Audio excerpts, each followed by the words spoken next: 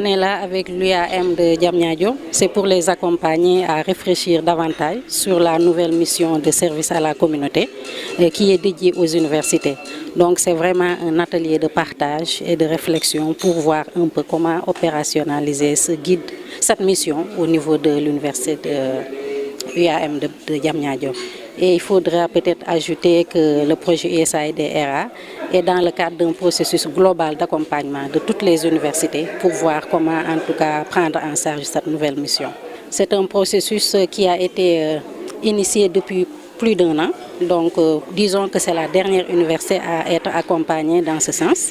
Donc processus qui nous a permis de faire un diagnostic global de la situation, mais aussi d'appuyer chaque université à réfléchir pour voir un peu comment concevoir un programme fédérateur et mobilisateur en vue d'une mise en œuvre effective au niveau de tous les acteurs.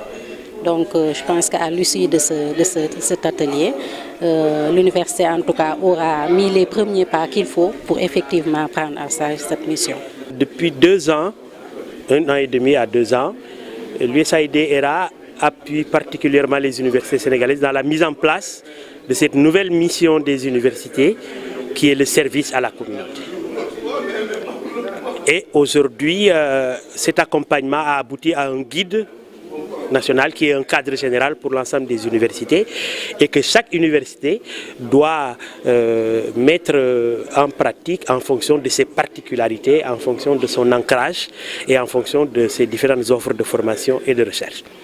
Donc la pertinence de cet atelier aujourd'hui, c'est de venir échanger et finaliser un guide opérationnel pour ce service à la communauté au sein de l'université Amadou Mahtar Mbow de Diamniadio. Ce guide-là va nous permettre d'avancer, d'anticiper et de commencer à travailler sur cette nouvelle mission qui va amplifier tout ce qu'on faisait dans les 2 premières missions des universités, c'est-à-dire la formation et la recherche. Ce service à la communauté va venir amplifier toutes ces actions et faire en sorte que l'université prépare ses différents acteurs, aussi bien ses acteurs internes que les acteurs externes, c'est-à-dire la communauté dans son entièreté qui doit bénéficier des actions de l'université, les préparer.